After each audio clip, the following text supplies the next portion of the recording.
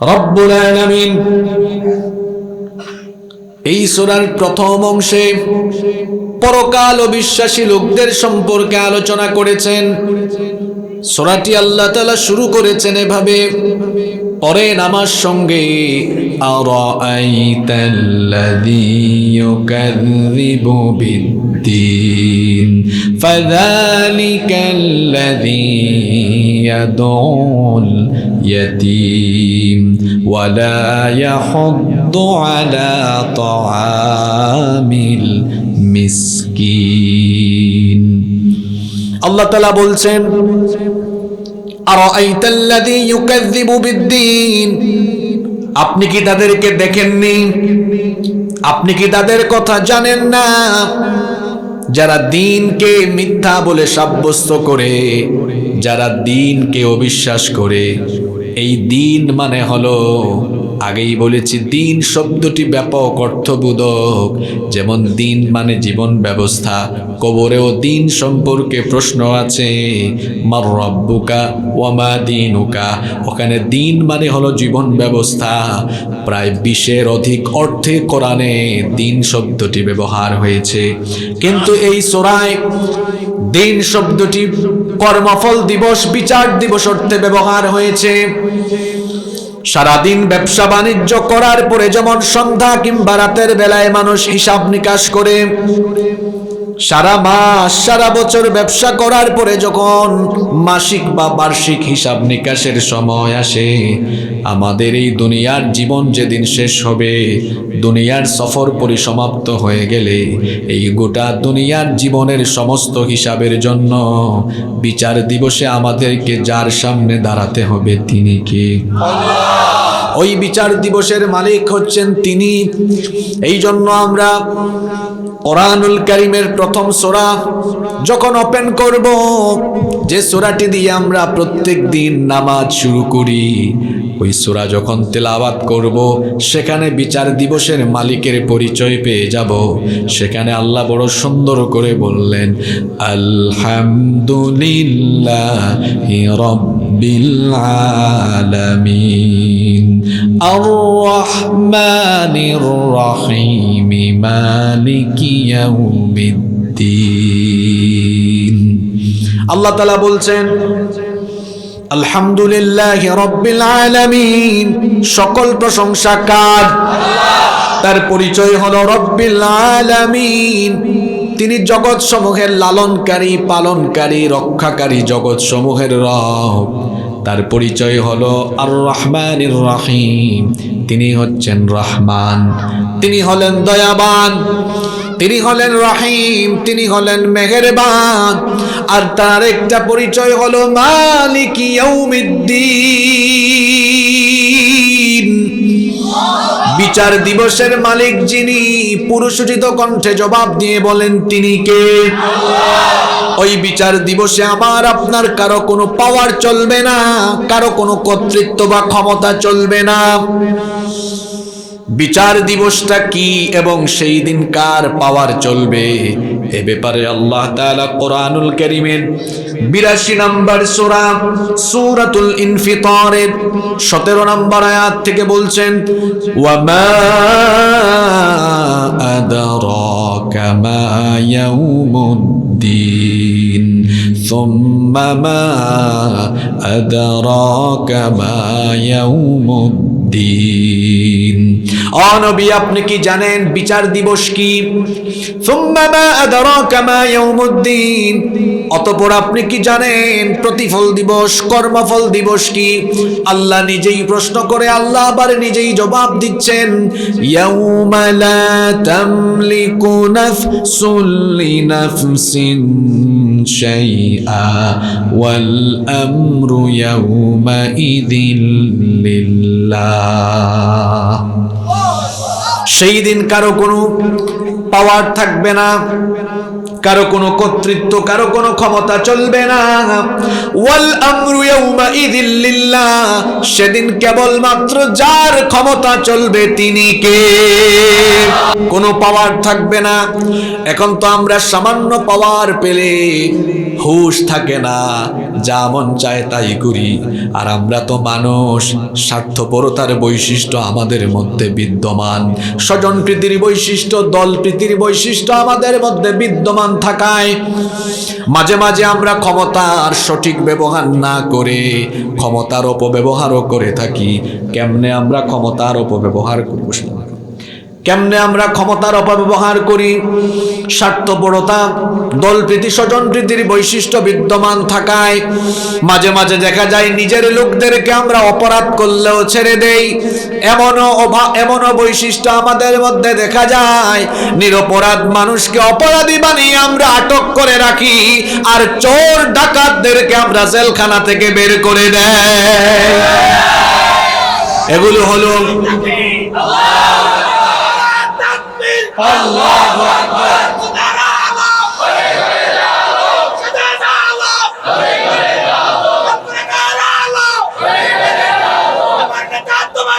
বিশ্বনবী মুস্তাফা, আমার নেতা তোমার নেতা, দিতে পারে আল কোরআন সব সমস্যার সমাধান। আল্লাহু আকবার। আমার আপনার বিচারের মধ্যে জুলুম থাকার সম্ভাবনা আছে, কিন্তু আল্লাহর বিচার এমন অথেন্টিক। আল্লাহ কোরআনে বলেছেন, ওয়ালা ইয়াযলিমু রাব্বুকা আহাদা, তোমার রব কারো উপরে জুলুম করেন না, অবিচার করেন না। যেই সমাজে ভালো মানুষ অপরাধের জন্য সাজা, যেই সমাজে ভালো মানুষ অপরাধী সেজে সাজা ভোগ করে, আর অপরাধী মানুষগুলো বাহিরে ঘোরাফেরা করে, বুঝতে হবে ওই সমাজে সুবিচার নয়, অবিচার বিদ্যমান। আমার আল্লাহর বিচার ব্যবস্থা এমন নয়। আল্লাহ বলছেন, সেদিন আমার কর্তৃত্ব, আমার পাওয়ার চলবে। মানুষের কর্মফল অনুযায়ী, মানুষের কর্ম অনুযায়ী আমি তার প্রতিফল দিব। সেই বিচারের দিবসের মালিক যিনি, সবাই বলেন তিনি কে? আল্লাহ বলছেন, তোমরা কি দেখো না, যারা পরকাল অবিশ্বাস করে, যেই যুগে যেই সময়ে এই সূরাটা নাজিল হয়েছে, সেই সময়ে সেই যুগে পরকাল অবিশ্বাসী লোকজন ছিল কি ছিল না? নবীজি যখন কাফির মুশরিকদেরকে মৃত্যু পরবর্তী জীবনের কথা বলতেন, তারা মৃত্যু পরবর্তী জীবন নিয়ে ঠাট্টা করত, উপহাস করত। তাদের ঠাট্টা উপহাসের ভাষাগুলো কেমন ছিল, রব্বুল আলামিন সেগুলো কোরআনুল কারীমে তুলে দিয়েছেন। কোরআনুল কারীমের 37 নম্বর সূরা, সূরাতুস সাফফাতের 16 নম্বর আয়াত থেকে আল্লাহ তাআলা বলছেন, আইযা মিতনা ওয়া কুন্না তুরাবান ওয়া ইযামান আইন্না লামাবউসুন আও আবাউনাল আউয়ালুন। আল্লাহ তাআলা বলছেন, তারা বলে, যখন আমরা মারা যাব, মাটির সঙ্গে মিশে যাব, আমাদের শরীর যখন মাটি ভক্ষণ করবে, হাড় গুড় কিছুই যখন অবশিষ্ট থাকবে না, তখন কি আমরা আবার পুনরুজ্জীবিত হব নাকি? এমনকি আও আবাউনাল আউয়ালুন, আমাদের পূর্বপুরুষ, পিতৃপুরুষ, তাদেরকেও কি আবার জীবিত করা হবে নাকি? তারা যখন এমন কথা বলল, আল্লাহ তার হাবিবকে বললেন, নবী তাদের কথার জবাবে আপনি বলেন, কুল নাআম ওয়া আনতুম দাখিরুন, হ্যাঁ, তোমরা এবং তোমাদের পিতৃপুরুষ, পূর্বপুরুষ সকলকে আবার পুনরুজ্জীবিত করা হবে। আর পরকালের প্রতি তোমাদের অবিশ্বাস থাকার কারণে তোমরা সেদিন অপমানিত হবে, তোমরা সেদিন লাঞ্ছিত হবে। সেই যুগে যেমন পরকাল অবিশ্বাসী লোকজন ছিল, এই যুগেও পরকাল অবিশ্বাসী লোকজন আছে না নাই? কোথায় আছে? বেশি দূরে যাওয়া লাগবে না, আপনার আশেপাশেই আছে। বলবেন, হুজুর কেমনে খুঁজে পাবো? তো শুনেন, যেই ব্যক্তি পরকালে আল্লাহর সামনে দাঁড়িয়ে বিচারের সম্মুখীন হবে এই ভয়টা রাখে, সে কি কখনো আজান হলে নামাজ ছাড়তে পারে নাকি? আমি আল্লাহর সামনে দাঁড়িয়ে আমার জীবনের হিসাব নিকাশ দিতে হবে। এই বিশ্বাস যদি মনে প্রাণে কেউ লালন করে, সে কি চুরি করতে পারে, ডাকাতি করতে পারে, সুদ ঘুষের সাথে সম্পর্ক রাখতে পারে, একটা গুনার ধারে কাছেও কি যেতে পারে নাকি? তাহলে মুখ দিয়ে ঈমানের ঘোষণা দেওয়ার পরেও সকল পাপ আর গুনাহের ধারে কাছে যায় যারা, অন্তরে অন্তরে পরকালকে বিশ্বাস করে না তারা।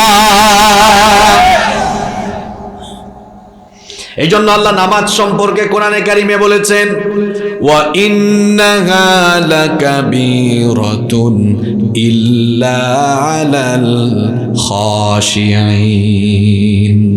নিশ্চয়ই নামাজ এটা কঠিন কাজ, এক শ্রেণীর মানুষের জন্য এটা কঠিন নয়। ইল্লা আলাল খাশিঈন, যারা আল্লাহকে ভয় করে। আল্লাহর ভয় থাকলে কেউ কখনো নামাজ ছাড়ে না, পরকালের ভয় থাকলে কেউ কখনো গুনাহ করে না, অন্যায় করে না, মৃত্যু অবিশ্বাস করে এমন মানুষ দুনিয়াতে আপনি পাবেন না। এমনকি নাস্তিক যারা আল্লাহ মানে না, তারাও কিন্তু মরবে এটা বিশ্বাস করে, মৃত্যু হবে এটা সবাই বিশ্বাস করে, কিন্তু মৃত্যু পরবর্তী জীবনকে অনেকেই অবিশ্বাস করে, অনেকে এটা মানতে চায় না। মরার পরে আল্লাহ আমাদেরকে আবার জীবিত করতে পারবেন কিনা? যেভাবে আওয়াজ দিলেন মনে হইল কারো কারো সন্দেহ আছে। যদি সন্দেহ থাকে তো শোনেন, আল্লাহ আপনার জন্য উত্তর রেডি করে রেখেছেন।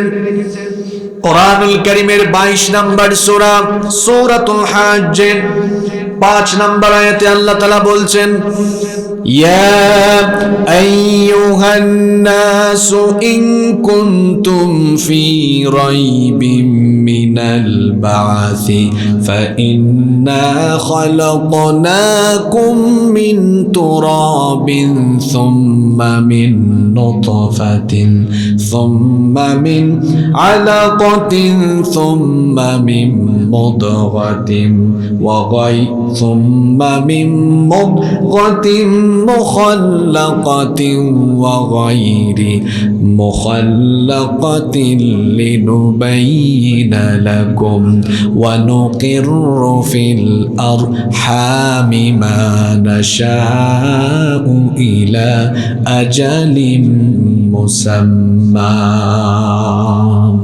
আল্লাহ তাআলা বলছেন, হে মানুষ, তুমি মরার পরে তোমাকে আবার জীবিত করা হবে। এই বিষয়ে তোমার যদি সন্দেহ হয় তাহলে তুমি শোনো, তুমি তো একটা সময় কিছুই ছিলে না।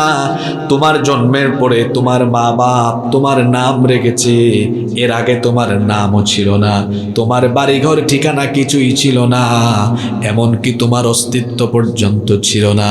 কিভাবে আমি তোমাকে বানিয়েছি শোনো, এক ফোঁটা স্পাম, এক ফোঁটা শুক্রাণু থেকে আমি তোমাকে বানিয়েছি। ওই নাপাক পানি ফোঁটাকে আমি তোমার মায়ের গর্ভের ভেতরে ফি করারিম মাকিন, সুরক্ষিত জায়গায় রেখেছি। অতঃপর সেই শুক্রাণুকে আমি জমাট বাঁধা রক্তে পরিণত করেছি। এরপরে সেই জমাট বাঁধা রক্তকে আমি গোশতপিণ্ড বানিয়েছি।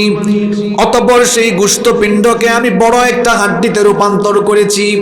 তারপরে সেই হাড্ডির উপরে গোশতের পোশাক পরিয়ে দিয়ে তোমার একটা স্ট্রাকচার দিয়েছি, হাত পা নাক কান মুখ ঠোঁট সুন্দর একটা অবয়ব দিয়ে তোমার মায়ের গর্ভের ভেতরে রেখেছি। এরপরে তোমাকে রূহ দিলাম, মায়ের পেটের ভেতরে তোমার ছটফটানি আরম্ভ হলো। আর ওই অবস্থায় সেখানে আমি ওয়ানুকিররু ফিল আরহামি মা নাশাউ ইলা আজালিম মুসাম্মা, নির্দিষ্ট সময় পর্যন্ত সেখানে তোমাকে রাখলাম।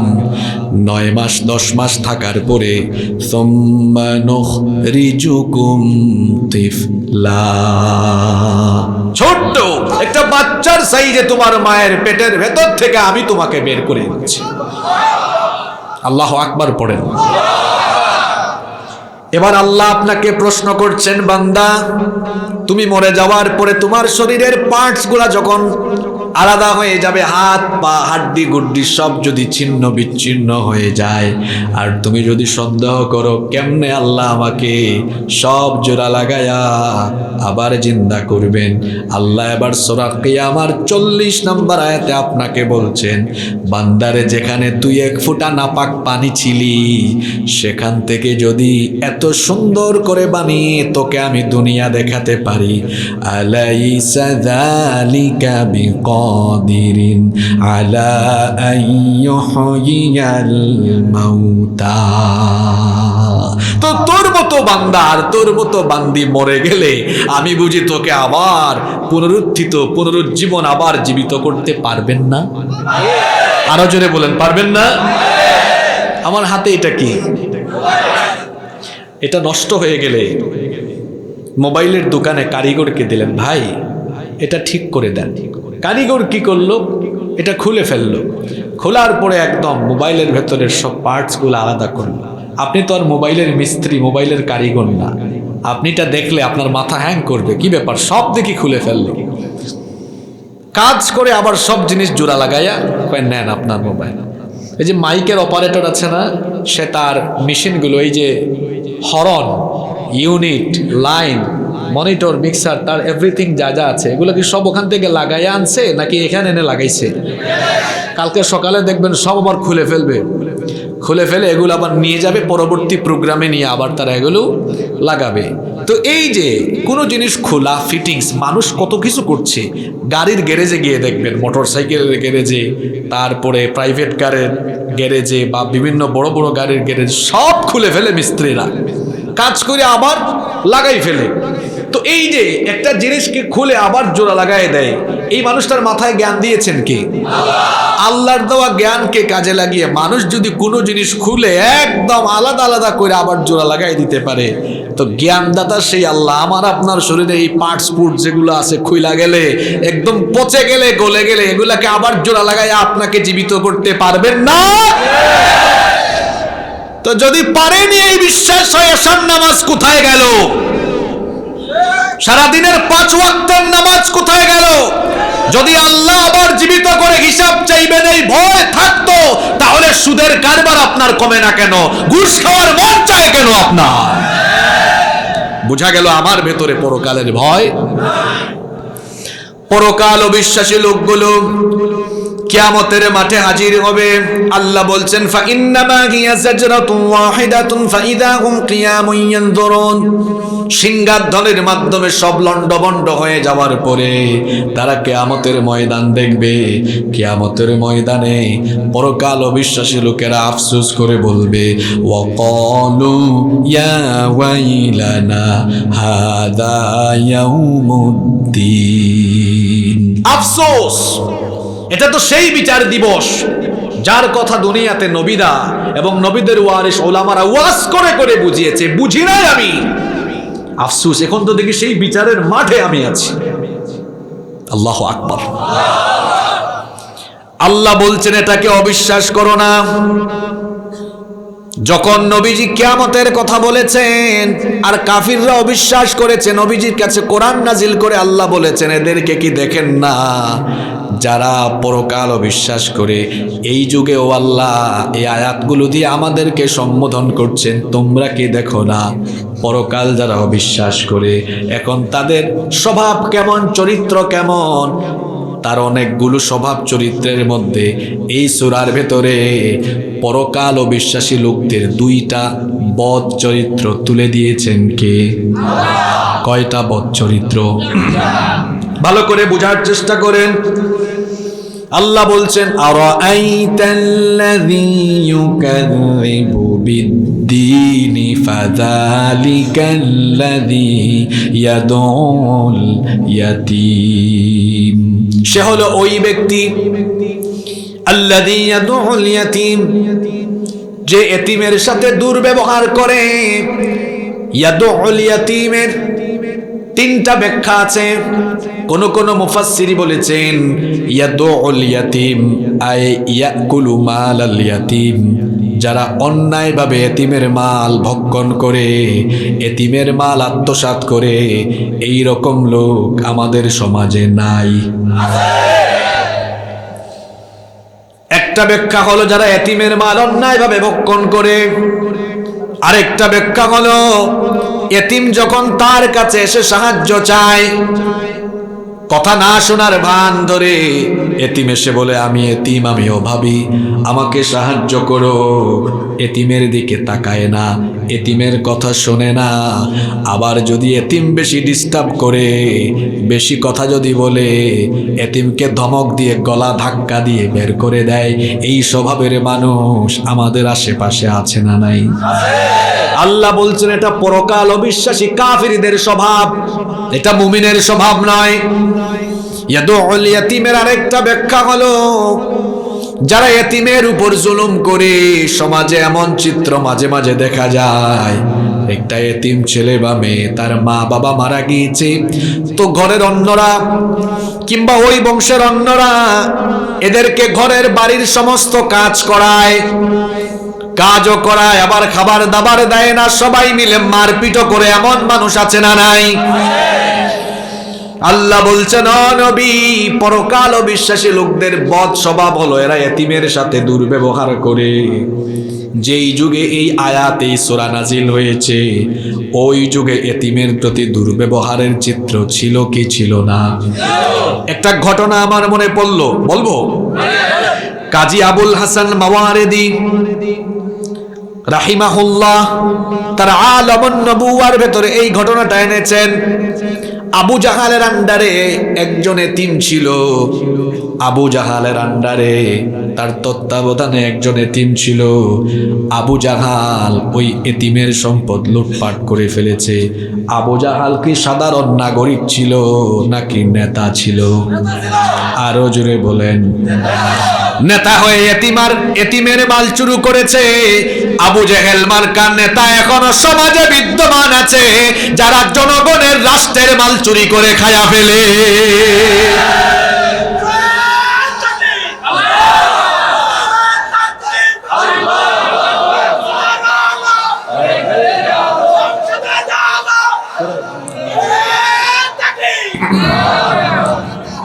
ওই এতিম ছেলেটি একদিন আবু জাহালের কাছে আসলো। তাফসীরের মধ্যে এসেছে তার গায়ের মধ্যে এক টুকরা কাপড়ও ছিল না। ওই এতিম ছেলেটি আবু জাহালের কাছে এসে বলল, আপনি তো আমার সকল সম্পদগুলো হস্তগত করেছেন, আমি বড় অসহায়, সকল সম্পদ দেওয়া লাগবে না, কিছু আমাকে দিয়ে দেন যাতে করে আমি মোটামুটি চলতে পারি। আবু জাহাল এমন একটা ভাব ধরল যেন তার কথা সে শুনছেই না, কর্ণপাত করছে না।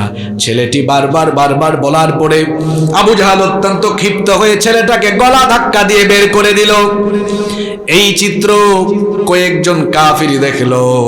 তারা চিন্তা করলো, দেখি আগুন তো লেগেছে, কেরোসিন ঢেলে আগুনের তেজ আর একটু বাড়ানো যায় কিনা। অর্থাৎ যে চিত্র দেখছি, এই চিত্র আরো বেশি আমরা ঝগড়াঝাটি বাড়ায়া দিতে পারি কিনা, একটু আমরা ব্রেইন খাটাই। দেখবেন আমাদের সমাজেও এমন কিছু মানুষ আছে, ঝগড়াঝাটি দেখলে মীমাংসা করে না, আরো দেখা যায় ঝগড়াঝাটিটাকে আরো তুমুলভাবে লাগাইয়া দেওয়ার জন্য অপচেষ্টা করে। এগুলো আপনাদের ফরিদগঞ্জে নাই? কয়েকটা কাফির এটা দেখলো, দেখার পরে এতিম ছেলেটাকে ডেকে আনলো, বলল, দেখো আবু জাহাল তোমার সাথে যে আচরণ করেছে এটা আসলে ভালো হয় নাই, তুমি একটু, তারা বলল তুমি একটু মুহাম্মদ, আমরা বলি সাল্লাল্লাহু আলাইহি ওয়াসাল্লামের কাছে যাও, কারণ তিনিও তোমার মতো এতিম, এতিমের কষ্ট এতিম বুঝে, তার কাছে যাও, দেখো তিনি তোমার জন্য কিছু করেন কিনা। এই কাফেরগুলার কথা শুনে মনে হচ্ছে কথা ভালো বলছে, কিন্তু উদ্দেশ্য খারাপ। কারণ তারা চেয়েছে যদি নবীজি আবু জাহালের মুখামুখি হন, তুমুল একটা ঝগড়া লাগবে আর এটা তারা উপভোগ করবে। এই ছেলেটা আবার নবীজির কাছে গেল, নবীজির কাছে গিয়ে সব কথা বলল। একজন এতিম তো এতিমের দুঃখ বুঝে, এতিমের কষ্ট বুঝে। আমার নবী তো এতিম ছিলেন, এই জন্য আল্লাহ সূরা দোহার মধ্যে বলেছেন, আলাম ইয়াজিদকা ইয়াতীমান ফাআওয়া। আমি কি আপনাকে এতিম অবস্থায় পাইনি? এরপরে আমি কি আপনাকে আশ্রয় দেইনি? পৃথিবীতে আসার আগেই বাবা হারিয়েছেন, আসার 6 বছর পর মা হারিয়েছেন, এর কিছুদিন পর দাদা হারিয়েছেন। তিনি এতিম ছিলেন, এই জন্য এতিমের কষ্ট বুঝেন। এই জন্য আল্লাহ নবীজিকে বলেছেন ফাআম্মাল ইয়াতীমা ফালা তাকহার, এতিমের প্রতি আপনি রূঢ় আচরণ করবেন না, দুর্ব্যবহার করবেন না। ওই এতিম যখন নবীজিকে সম্পূর্ণ ঘটনা শোনালো, নবীজি এতিমের হাত ধরে আবু জাহালের বাড়ির দিকে রওনা করলেন। আবু জাহাল নবীজিকে দেখে সেদিন কোনো বাজে আচরণ করলো না, সুন্দর করে অভ্যর্থনা জানালো। আর কাফেররা একটু ঢোক মারলো, দেখি এখনই তো মারামারিটা লাগবে, একটু দৃশ্যটা মজা করে দেখি। কিন্তু দেখা গেল দৃশ্যপটটার সম্পূর্ণ উল্টা। আবু জাহাল নবীজিকে রিসিভ করেছে।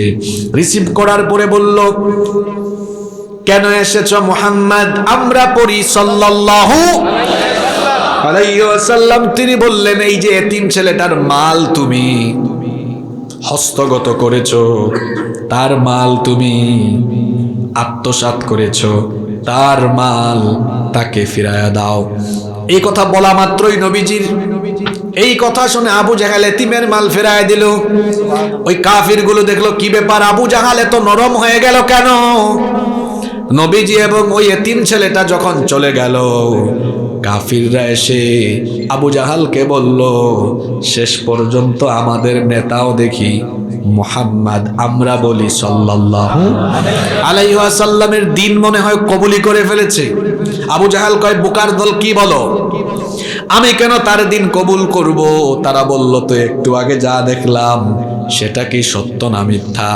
কয়, যা দেখছো সত্য দেখেছো, কিন্তু আমি যে এতিমের মাল এতিমকে ফিরায় দিছি, ঈমান গ্রহণ করে দেই নাই, বরং জান বাঁচানোর জন্য দিয়েছি। তারা বলল, কিরকম বুঝলাম না কথা। সে বলল, ওই এতিমটাকে হাত ধরে যখন সে আমার দিকে আসতেছিল, আমি নজর করে দেখলাম তার ডান কাঁধের দিক থেকে একটা তলোয়ার আর বাম কাঁধের দিক থেকে একটা তলোয়ার আমার দিকে তাক করে আছে। আমার কলিজায় তখন ভয় জাগলো, মনে হচ্ছিল তার কথা না শুনলে তলোয়ারগুলো আমার শরীরে বিদ্ধ হয়ে যাবে। আল্লাহু আকবার। জান বাঁচানোর জন্য দিয়ে দিয়েছি। ঘটনা থেকে একটা শিক্ষা হলো, প্রথম শিক্ষা হলো, নবীজির চরিত্র এত উঁচু মাপের ছিল যে তার বিরুদ্ধাবাদীদের উপরেও গিয়ে তার চরিত্রের প্রভাব পড়তো। সুবহানাল্লাহ। এটা হবে দায়ীদের চরিত্র।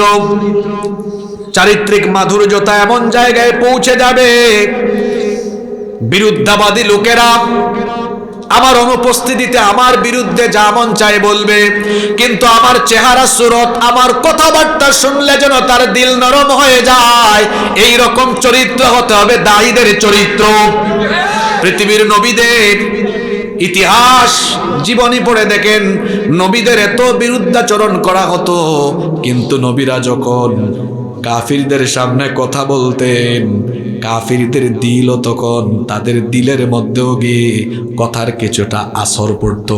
শুধু নেতৃত্বের জন্য আর দুনিয়াবি স্বার্থের জন্য লোকগুলো ঈমান আনে নাই, নইলে তারাও মনে মনে জানতো ওনারা যে আল্লাহর নবী, কিন্তু শুধু দুনিয়ার স্বার্থের জন্য তারা এটা মানতো না। আর এই ঘটনার আরেকটা শিক্ষা হলো, এই আয়াতে বলা হয়েছে পরকাল অবিশ্বাসী লোকদের বৈশিষ্ট্য হলো এরা এতিমের প্রতি রূঢ় আচরণ করে, এতিমের মাল খায়, এতিমের উপর জুলুম করে। ঘটনাটা বলে বোঝাতে চাইলাম, যেই সময়ে সূরাটা নাজিল হয়েছে ওই সময়ে এতিমের মাল খাইতো এমন মানুষ ছিল কি ছিল না? আমাদের জামানায় নাই। আল্লাহ এবার আমাদের জামানার লোকদের সম্পর্কে বলছেন, ইন্নাল্লাযীনা ইয়াকুলুনা আমওয়ালাল ইয়াতামা যুলমান ইন্নামা ইয়াকুলুনা ফি বুতুনিহিম নারা ওয়া সায়াসলাউনা সাঈরা। কোরআনুল কারীমের 4 নম্বর সূরা সূরাতুন নিসা এর 10 নম্বর আয়াতে আল্লাহ তাআলা বললেন, নিশ্চয়ই যারা এতিমের মাল অন্যায়ভাবে ভক্ষণ করে তারা তাদের পেটের ভেতরে আগুন ঢুকায়, এদেরকে জাহান্নামে যিনি নিক্ষেপ করবেন তিনি কে? একজন মুমিন কখনো এতিমের প্রতি রূঢ় আচরণ করবে না, এতিমকে মহব্বত করবেন, এতিমকে ভালোবাসবেন, এতিম পেলে এতিমের মাথায় হাত বোলায় দিবেন। একজন সাহাবী এসে নবীজিকে বললেন, নবী গো, আমার দিল অনেক শক্ত, দিলটা নরম না, এই জন্য চক্ষু দিয়ে পানি বের হয় না। কিছু কিছু মানুষের অন্তর পাথরের চেয়েও শক্ত, মাঝে মাঝে পাথরে ফেটে পানি বের হয়, ঝর্ণা বের হয়, কিন্তু কিছু কিছু মানুষের অন্তর এমন শক্ত, দিল গলে না, চক্ষু দিয়ে পানিও বের হয় না।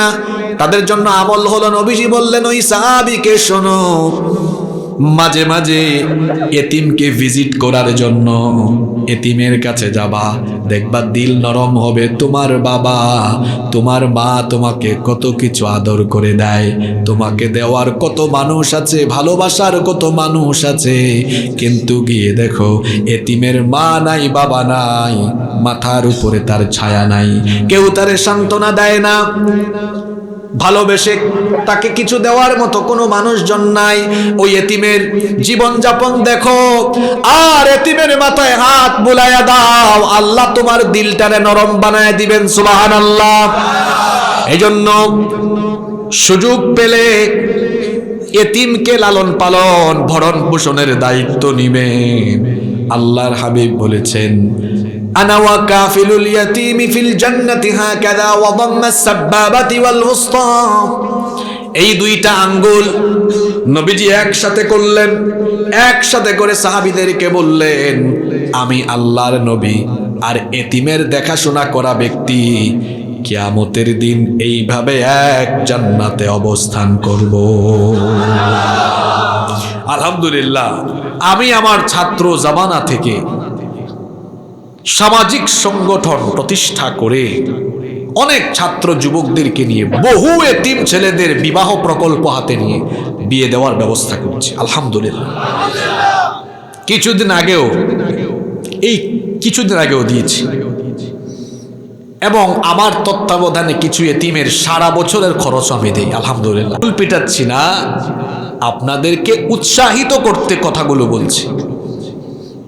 এতিমের দেখাশোনা করবেন, এতিমের রক্ষণাবেক্ষণ, তার ভরণ পোষণের দায়িত্ব নেবেন, আপনার উপর খুশি হয়ে যাবেন কে?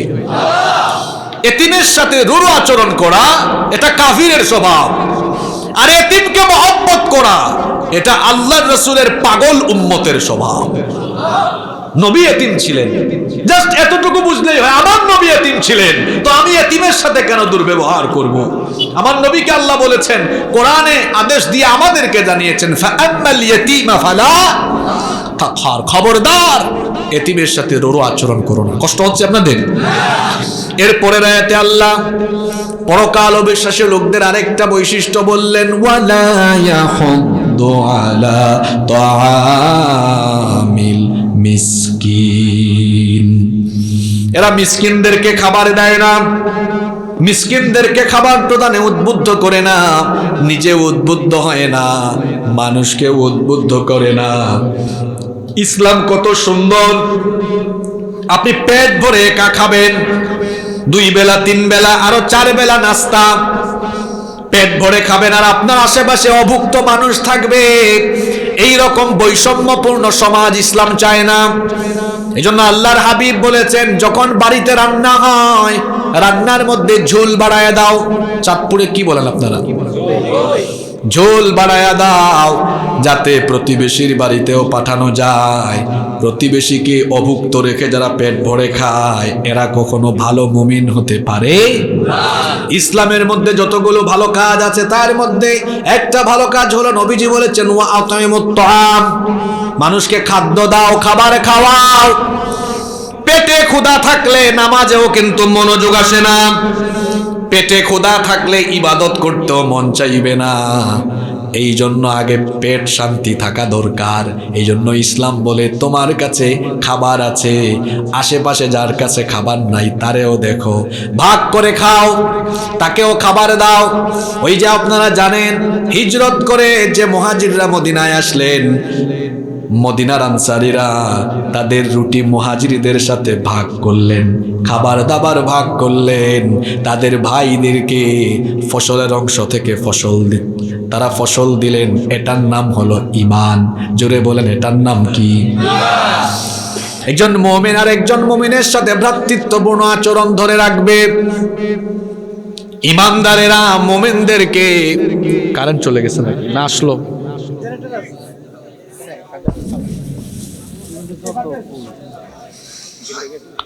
আল্লাহ আল্লাহ, অটো জেনারেটর দিত সন্ধ্যাতেন কইছি তারা জেনারেটর মনে হয় জেনারেটর আছে, একটু সময় লাগে না? না না সময় লাগে। আচ্ছা চলে আসছে, চলে আসছে, মাইক আসছে। আচ্ছা চলে আসছে, বসেন আপনারা। কষ্ট হচ্ছে আপনাদের? আমি তো আর বেশিক্ষণ নিব না, আমি আর অল্প সময় কথা বলবো, আপনারা ধৈর্য ধরতে পারবেন না? আমি শেষের দিকে আসছি, এখন গুরুত্বপূর্ণ কিছু কথা হবে। কষ্ট হচ্ছে আপনাদের? পরকাল বিশ্বাসীদের 2 নাম্বার স্বভাব হলো এরা মিসকিনকে খাবার দেয় না। প্রথম স্বভাব হলো এরা এতিমের সাথে রূঢ় আচরণ করে। এই প্রথম 3টা আয়াতে পরকাল অবিশ্বাসী লোকদের 2টা পথ চরিত্র আলোচনা করলেন কে? আমাদের জন্য শিক্ষা হলো আমরা এতিমের সাথে কখনো খারাপ আচরণ করব, মিসকিনদের সাথে দুর্ব্যবহার করব। শেষের 4টা আয়াত আমি এখানে 17 থেকে 18 মিনিট নিব। আপনারা সবাই এই শেষের অংশে, যেখানে আপনাদের জন্য অনেক সবক আছে, মনোযোগী থাকতে পারবেন তো? শেষের 4টা আয়াতে মুনাফিকদের 3টা চরিত্র বলা হয়েছে। কাদের সম্পর্কে? মুনাফিক। মুনাফিক আমাদের সমাজে নাই তো? মুনাফিককে কি চিনা যায়? কারণ কারো সাথে সাইনবোর্ড থাকে না আমি মুনাফিক, চিনা যায়? কেউ যদি বলে হুজুর আমি হিন্দু দেখবো, তা আমাদের আশেপাশে অনেক হিন্দু বসবাস করে, দেখায়া বলতে পারবো এই যে আমার হিন্দু ভাই। কেউ যদি বলে আমি খ্রিস্টান দেখবো, বহু খ্রিস্টান দেখবো, ঠিক আছে, আপনি লন্ডনে আমেরিকায় যান, বহু খ্রিস্টান আছে। কেউ যদি বলে হুজুর আমি অসংখ্য ইহুদি দেখবো, তো অসভ্য ইসরায়েলে গিয়ে দেখেন ইহুদি আর ইহুদি। কেউ যদি বলে আমি বৌদ্ধ দেখবো, তো নেড়া মাথাদের দেশে যান, মিয়ানমারে যান, চীনে যান, বৌদ্ধ আছে। কেউ যদি বলে হুজুর আমি মুনাফিক দেখবো, কোথায় যাব? এর উত্তর হলো যেখানেই আছে মুসলমান সেখানেই ঘাপটি মেরে আছে মুনাফিক। এখন কিন্তু আর উঠেন না, উঠলে পাবলিক বুঝবে ওয়াজ কমন পড়ে গেছে, এতক্ষণ সময় চলে গেছে আসলে। এবার আসেন তো একটু মিলাই দেখি আমি নিজেও ওই ক্যাটাগরিতে পড়ে গেলাম কিনা। যদি পড়ে যাই তো আমি তওবা করব, আর আমরা মুনাফিকি স্বভাব থেকে বেঁচে থাকার জন্য চেষ্টা করব। তবে মনে রাখতে হবে মুনাফিক হলো আল্লাহর সৃষ্টির মধ্যে সবচাইতে উৎকৃষ্ট না নিকৃষ্ট? কাফিরের চেয়েও মুনাফিক খারাপ, কারণ কাফির যাবে জাহান্নামে আর মুনাফিক যাবে ইন্নাল মুনাফিকিনা ফিদ দারকিল আসফালি মিনান নার, জাহান্নামের তলায়। তাহলে বোঝা গেল মুনাফিকের চাইতে ফেরাউন ভালো, মুনাফিকের চাইতে নমরুদ ভালো, আবু জাহালও ভালো। এখন মুনাফিক তো কাফিরের সমাজে পাওয়া যায় না, মুসলমানের সমাজে পাওয়া যায়। সে দাড়িও রাখে, টুপিও রাখে, দাড়িও রাখে, টুপিও লাগায়, পাঞ্জাবিও পরে, জুব্বাও পরে, আবার সুযোগ পাইলে তলে তলে ইসলামকে জবাই করে। আমাকে শেষ করতে দেন, পরে একসাথে জমায়া দিয়ে দিয়েন স্লোগান। এই স্লোগান পরে দিয়েন, আগে শুনেন। আল্লাহ বললেন ফাওয়াইলুল লিল মুসাল্লিনা আল্লাযীনা হুম আন সালাতিহিম সাহুন। অতঃপর ওয়াইল ধ্বংস মুসল্লিদের জন্য, নামাজীদের জন্য। নামাজীদের জন্য বলা হলো ধ্বংস, নামাজীদের জন্য বলা হলো ওয়াইল। এই ওয়াইল শব্দের ব্যাখ্যায় তাফসীর ইবনে কাথিরের ভেতরে এসেছে। রাইসুল মুফাসসিরিন আব্দুল্লাহ ইবনে আব্বাস রাদিয়াল্লাহু আনহুমা বলেছেন, ওয়াইল হলো জাহান্নামের আগুনের একটি শক্তিশালী ঘাঁটি। জাহান্নামের অন্যান্য আগুন এই ওয়াইল নামক জাহান্নামের আগুনের শক্তিশালী ঘাঁটির উত্তাপ থেকে বাঁচার জন্য প্রত্যেক দিন আল্লাহর কাছে 400 বার প্রার্থনা করে। আল্লাহু আকবার। তাহলে বোঝা গেল এই ওয়াইল অত্যন্ত ভয়াবহ জায়গা, সাংঘাতিক জায়গা। এই ওয়াইল এটা হলো নামাজীদের জন্য। এখন বলেন তো, নামাজ আল্লাহ দিয়েছেন আগুনে পুড়ে জাহান্নামী হওয়ার জন্য নাকি জান্নাতি হওয়ার জন্য? আরো জোরে বলা লাগবে এখন। নামাজ আল্লাহ দিয়েছেন জাহান্নামী হওয়ার জন্য না জান্নাতি হওয়ার জন্য? কিন্তু আল্লাহ বলেছেন নামাজীদের জন্য ধ্বংস, তার মানে কিছু লোক নামাজ আদায় করেও জাহান্নামী হবে। এখন আসেন, কোন সকল নামাজীরা নামাজ আদায় করেও জাহান্নামী হবে? পরের আয়াতে আল্লাহ এই জবাব দিলেন, আল্লাযীনা হুম আন সালাতিহিম সাহুন। ওই সকল নামাজীরা যারা তাদের নামাজ সম্পর্কে গাফেল, নামাজ সম্পর্কে বেখবর, বিভিন্ন তাফসীর ঘাটাঘাটি করে আল্লাযীনা হুম আন সালাতিহিম সাহুন এই অংশের আমি 5টা ব্যাখ্যা খুঁজে বের করেছি। জোরে বলেন কয়টা? নাম্বার 1, 1 নাম্বার হলো ওই সকল নামাজীদেরকে আল্লাহ বলেছেন ধ্বংস যারা নামাজের ব্যাপারে বেখবর। এর একটা ব্যাখ্যা হলো এরা হলো ওই সকল নামাজি, এরা নামাজ সম্পর্কে এত উদাসীন, তাদের ইচ্ছে হলে তারা নামাজে যায়, ইচ্ছে হলে নামাজে যায় না। অর্থাৎ মাঝে মধ্যের নামাজি তো আমাদের চাঁদপুরে নাই। এই ধরনের নামাজিদের ক্যাটাগরি হলো 5টা। 1 নাম্বার হলো সাপ্তাহিক নামাজি, পুরা সপ্তাহ যায় না, শুধু জুমার দিনে যায়। এই রকম নামাজি আমাদের নোয়াগাঁও আর মিরপুরে নাই। 2 নাম্বার হলো মাসিক নামাজি, রমজান মাস আসলে শুধু 1 মাস নামাজ, বাকি 11 মাস নাই। এই রকম মাসিক নামাজি তো আমাদের ফরিদগঞ্জে নাই। 3 নাম্বার হলো সিজনাল নামাজি, শবে বরাত আসলে, লাইলাতুল কদর, লাইলাতুন নিসফে মিন শাবান, এই ধরনের রাতে তাবারুক খাওয়ার জন্য মসজিদে যায়। এই রকম তাবারুকখুর সিজনাল মুসল্লি আমাদের চাঁদপুরে একদম নাই। 4 নাম্বার হলো বার্ষিক নামাজি, শুধু 2 ঈদে দেখা যায়। এই রকম কিছু বার্ষিক নামাজিও সমাজে আছে না নাই?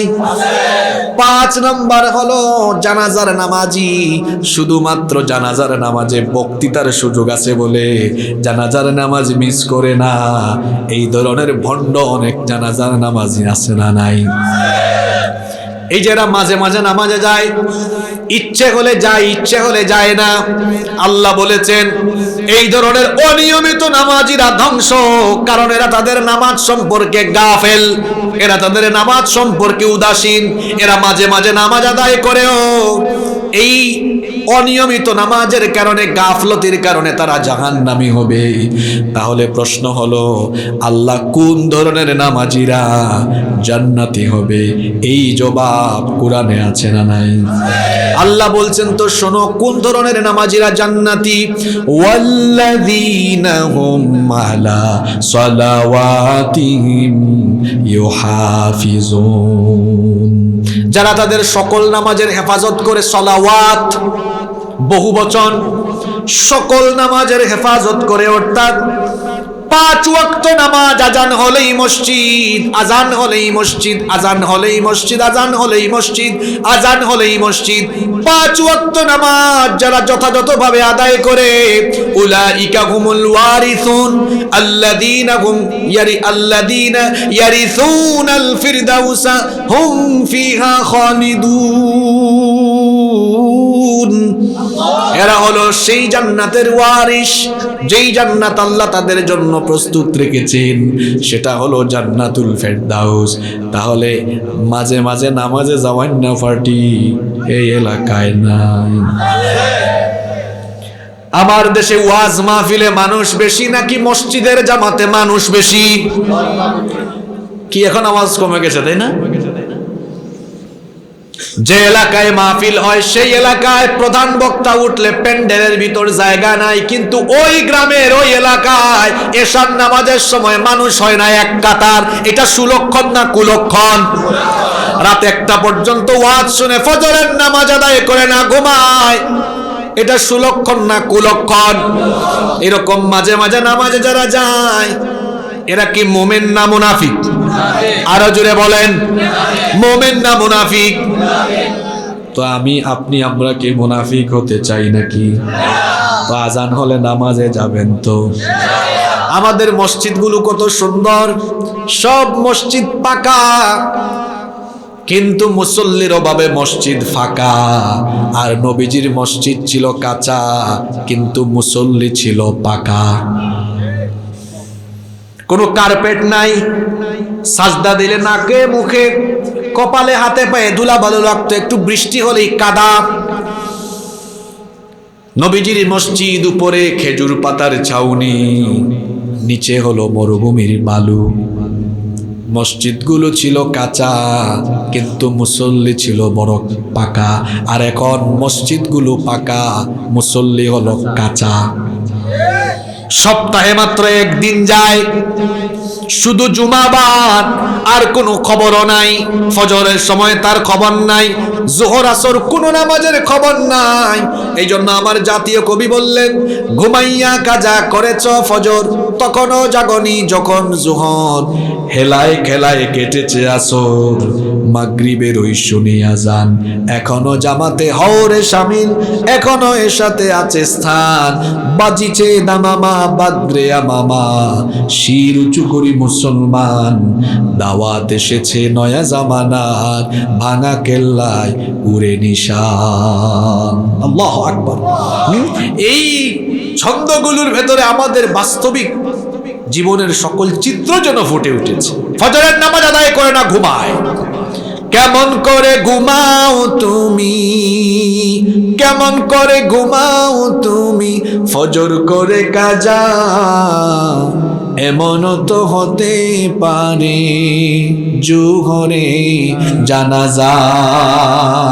হতে পারে কিনা? মাহফিলে আইসা যে খালি ঠিক ঠিক ঠিক আর নারায়ে তাকবীরের স্লোগান দিয়ে যান, নামাজের খবর কোথায় আপনার? আপনার সারা জীবনের সমস্ত কিছু, সব আমল বরবাদ হয়ে যাবে যদি নামাজ ঠিক না থাকে।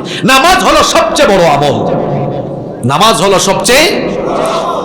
আসসালাতু হিয়া রাসুল ইবাদা, ইবাদতের মাথায় এটা ঈমান এনেছো, দায়িত্ব হলো এবার 5 ওয়াক্ত সালাত কায়েম করো। আল্লাযীনা হুম আন সালাতিহিম সাহুন, যারা তাদের নামাজ সম্পর্কে বেখবর উদাসীনের একটা ব্যাখ্যা হলো মাঝে মাঝে নামাজে আসে, ইচ্ছা হলে আসে, ইচ্ছা হলে আসে না। 2 নাম্বার ব্যাখ্যা হলো নামাজ আদায় করে কিন্তু সময় মতো আদায় করে না, দেরি করে নামাজ আদায় করে। শেষ ওয়াক্ত নামাজ, ওয়াক্ত যাওয়ার পরে নামাজ আদায় করা, এটা মুনাফিকের স্বভাব।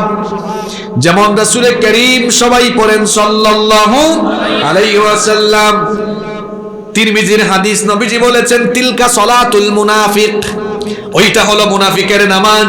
ইয়াজলিসু ইয়ারকাবুশ শামস, বসে বসে সূর্য দেখে, সূর্য ডুবার অপেক্ষা করে। হাত্তা ইদা কানাত বাইনা করনাই শাইতান, সূর্য যখন শয়তানের 2 শিঙের মাঝখানে যায়, অর্থাৎ সূর্য ডুবার অবস্থা হয়ে যায়, কামা ফানাকরা আরবান, এরপরে দ্রুত নামাজে দাঁড়ায় আর মুরগির মতো দ্রুত 4টা ঠুকর মারে। আসরের নামাজের কথা বলা হয়েছে। আর ফজর এবং এশার নামাজ, এই 2 নামাজ হলো মুনাফিকের জন্য কঠিন। গ্রীষ্মকালেও ফজরের নামাজ কঠিন, শীতকালেও কঠিন, কারণ ওই ফজরের নামাজের সময় ঠান্ডা আরো বাড়ে, ঘুমাইতে আরো মন চায়। আর গরমকালে দেখবেন সারা রাত গরম, ফজরের আজানের সময় একটু আরাম আরাম লাগে, কি লাগে না? ফজরের নামাজ মুনাফিকের জন্য আদায় করা অনেক কঠিন, জামাতে আসাও কঠিন। আর আল্লাহর হাবিব বলেছেন, লোকেরা যদি এই 2 নামাজ মসজিদে এসে পড়ার, জামাতের সাথে পড়ার ফজিলত বুঝতো, তাহলে হামাগুড়ি দিয়ে হলেও তারা মসজিদে হাজির হতো। দেরি করে নামাজ আদায় করা এটা মুনাফিকের স্বভাব। এই অভ্যাস, এই খাসলত নারীদের মধ্যে বেশি।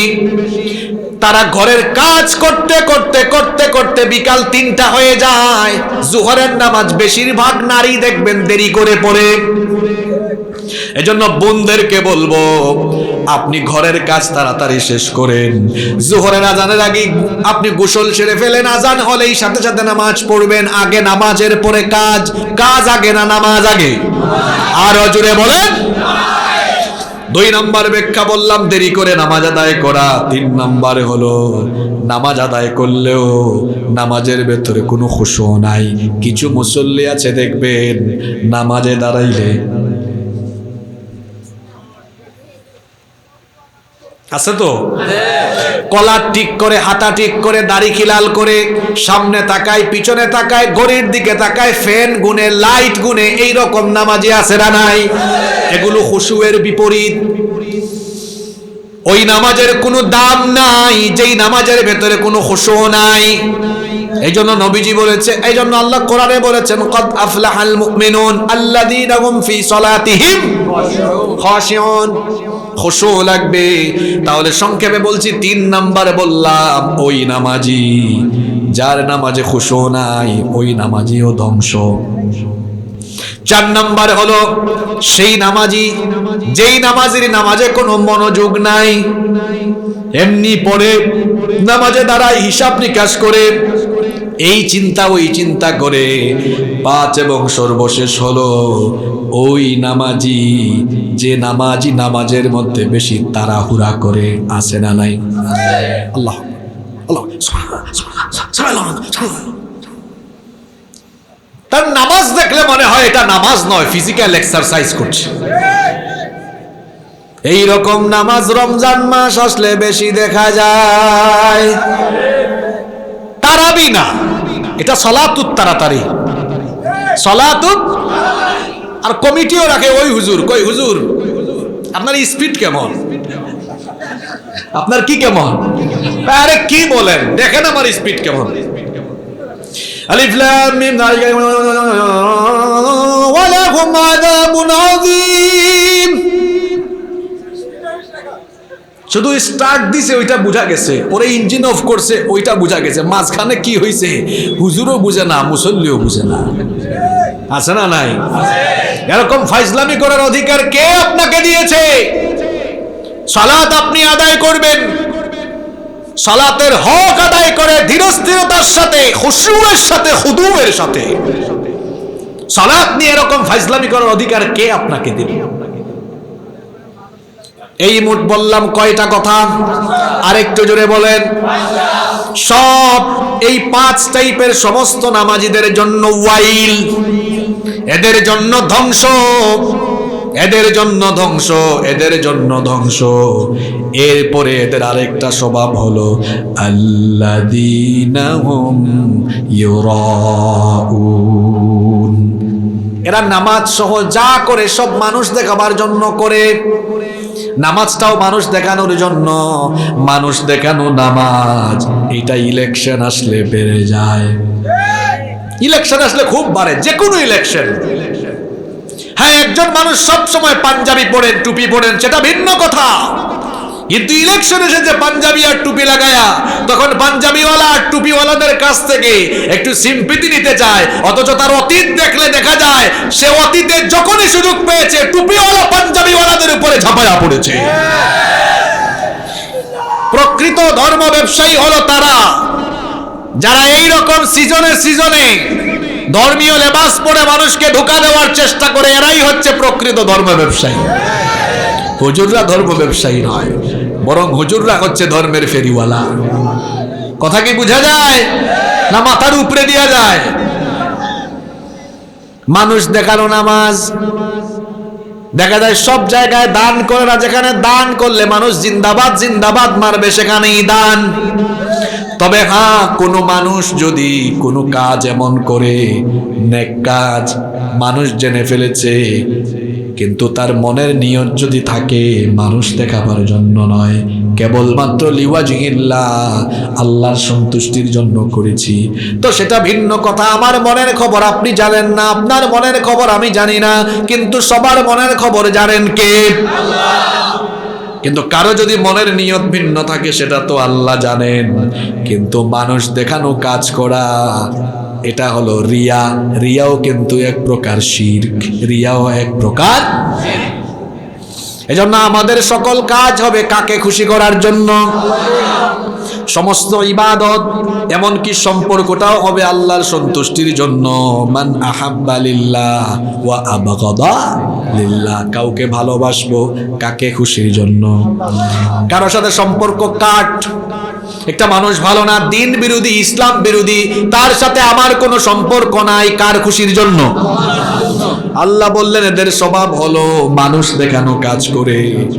আর শেষের আয়াতে আল্লাহ বললেন ওয়ায়াম নাউনাল মাউন, মানুষকে গৃহস্থানের প্রয়োজনীয় জিনিসপত্র দিতেও এরা নিষেধ করে, বারণ করে। এমন স্বভাব আমাদের মধ্যে আছে না নাই? এক লোক একটা বাঁশ কাটবে, একটা দাও চেয়েছে, কয় নাই।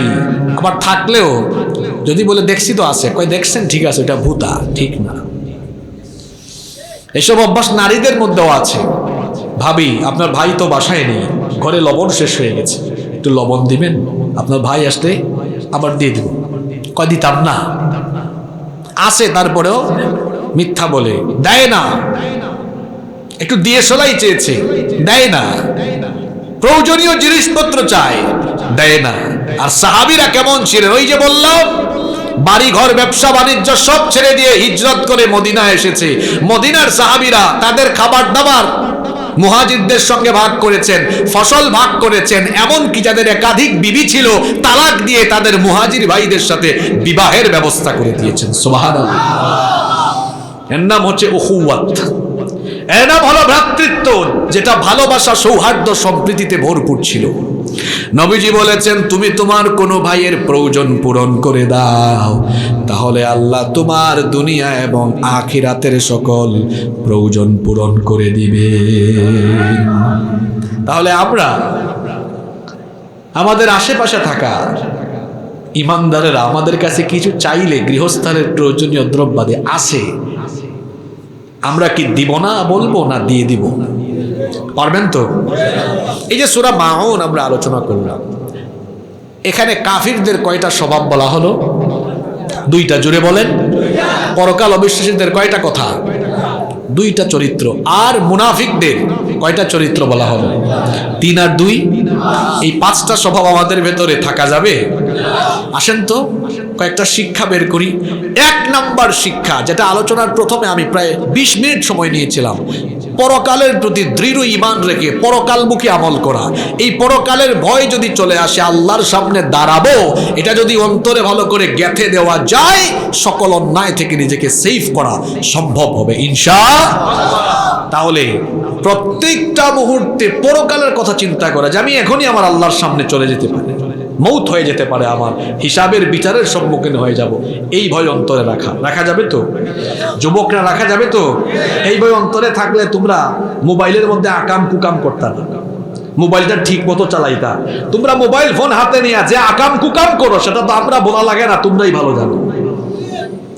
এটা ছাড়া যাবে শুধুমাত্র আল্লাহর ভয়, পরকালের ভয় অন্তরে থাকবে। কেউ আমাকে দেখে না, দেখে কি? কেউ আমার কাজকর্ম জানে না, জানেন কি? 2 নাম্বার, এতিমকে আমরা ভালোবাসবো, মহব্বত করব, এতিমের সাথে দুর্ব্যবহার করব। 3 নাম্বার, মিসকিনদেরকে সহযোগিতা করব, খাবার দিব। পারবেন তো ইনশাআল্লাহ? 4 নাম্বার, মাঝে মধ্যে নামাজি হব না আমি, 5 ওয়াক্তের নামাজি। কারা কারা হবেন না হাত তুলে? কি জানেন আবেগ দেখছেন?